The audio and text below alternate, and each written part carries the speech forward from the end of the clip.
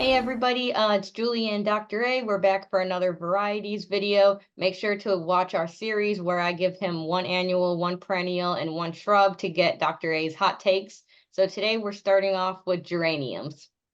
Well, there you go again. The annuals are so wonderful in that, we get carried away with trees, shrubs, and perennials, and the annuals sort of are, in many respects, quite truthfully, fillers.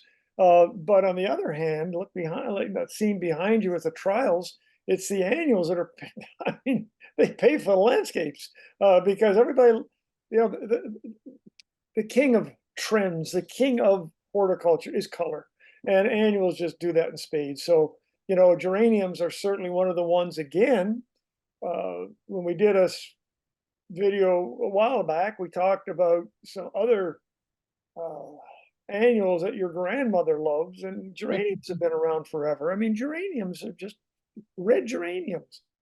But with the advent, again, we're talking 20 years ago, if not that much, at least 15 years ago, of the hybrids now, where the ivy and the zonals have been combined, and you get such much better performance on geraniums today than you ever did. And these things flower all the time. You know, I say red geraniums is sort of a just a common geranium. Obviously, there's white and everything else, but the red geranium kind of it lost a little of its luster because they were not really terribly vigorous when the conditions became difficult. There's a lot of diseases and all. But with these new hybrids, it's much, much better. And the thing that the hybrids have allowed is so much better, well, production, but certainly performance in containers and in baskets. I mean, just about everybody has a balcony or a patio or something they can stick a pot of plants out. Geraniums, and especially with the hybrids, they are just no-brainers. Absolutely excellent.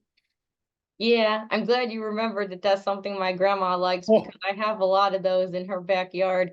That's kind of our go-to for a combination pot. We have a spike and a vinca vine and a geranium and a couple of petunias, and she loves the red ones, so that's what we always do. yeah, why mess up a good thing? And again, I think, and I say the hybrids, the old-fashioned ones are fine. Grandma loves them, that's great. But with the hybrids, you can, your grandmother probably has a green thumb, or at least she has a green granddaughter anyway. But anybody can grow a geranium today without too much problem. But particularly if they have a container or a basket and put some water, put some fertilizer on it, right off to the races. hmm As for perennials, what about Agastache? Well, for that one, I really need help. All right.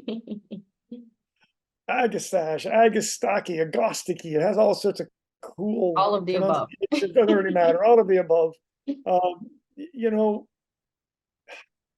here's another plant that the breeders, and I say the breeders, in all these companies we visit, and the independent breeders as well, have been working on for a long time. I mean, Agastache has been around for a long time, and the Blue Fortune kind of came out of Europe, and that became a perennial plant of the year, but that was many years ago. And the colors now on Agastache are quite amazing. You got yellows and oranges and some really great breeding. It's not as easy as we talked about annuals, or it's not as easy as some other perennials to get the performance you want when the temperatures get really too warm or too humid or too whatever. They need a little bit more time to start doing what they really want to do. I like Agastache. I probably wouldn't recommend it strongly to my mother or to my daughter, I guess I should say now. It's one of those plants I think that it needs certain areas. It's native to the Southwest, so it's not like it doesn't tolerate heat, but it doesn't tolerate some of that, I don't know, rainfall and things that you can get in the East quite as much as others. A great plant, and I have some in my garden, and I always love, the other thing that people love and can't get enough of is fragrance. And of course, the fragrance of the foliage is what makes this plant. The flowers are what attracts you. The fragrance is what keeps you there. So I think Agastache it's going to be it is well entrenched in our area, in our business, but I think it's just going to get better. Yes, I think so too. And for the shrub, how about rhododendrons? How about what? Rhododendrons? Oh, rhododendrons, sorry. I thought you said, never mind. Oh, she had me stumped there for sure. Uh, oh, rhododendron. So we're now talking about specifics.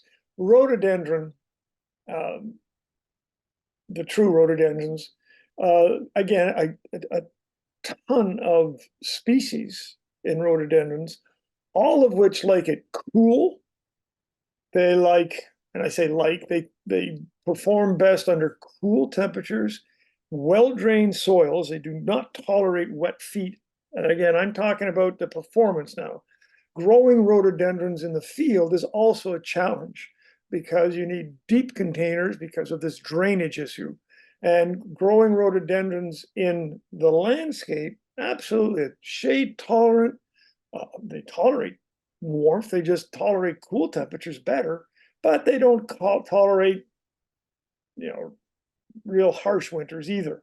So I think rhododendrons are one of those things that you see when you travel. You go in the Northwest, there's rhododendrons everywhere. You go to the mountains in the Carolinas or mountains in Georgia, rhododendrons everywhere. And if you go to, many of the European areas where it never gets real cold or real hot, rhododendrons everywhere. They're spectacular. But I think in the garden centers, you have to be a little specific as to where rhododendrons do well. In my own garden, for instance, it's too much. It's too hot here. I mean, it's too hot. They grow fine. They just get big, lanky, pretty ugly after a while. And I just have to make sure the drainage is really good. I can keep them going for a long time, but they're not the rhododendrons that you see in Vancouver or in Seattle. But I love them. I mean, what can I tell you? They're great plants. I just probably again wouldn't recommend them for my daughter. She didn't know what she was doing, but I hope she would do well with them. Yeah, it sounds like every plant has their preferred zone, Well, we're kidding ourselves if we think plants I mean, we have some plants that do everything for everybody. You mentioned a geranium and you mentioned zinnias and we mentioned some great, everyday perennial, shall we say. Shrubs, same thing. There's the viburnums are terrific for just about everybody. And we're talking about hydrangeas a while back. So, but not every plant, not every gardener, not every garden center, not every grower can be successful with rhododendrons. That's fine. All right. Well, I think that's all for today, but stay tuned for more videos and thanks for watching. Thanks, everybody. It's always fun to chat with Julie and to chat and get your feedback as well. Take care. Thanks.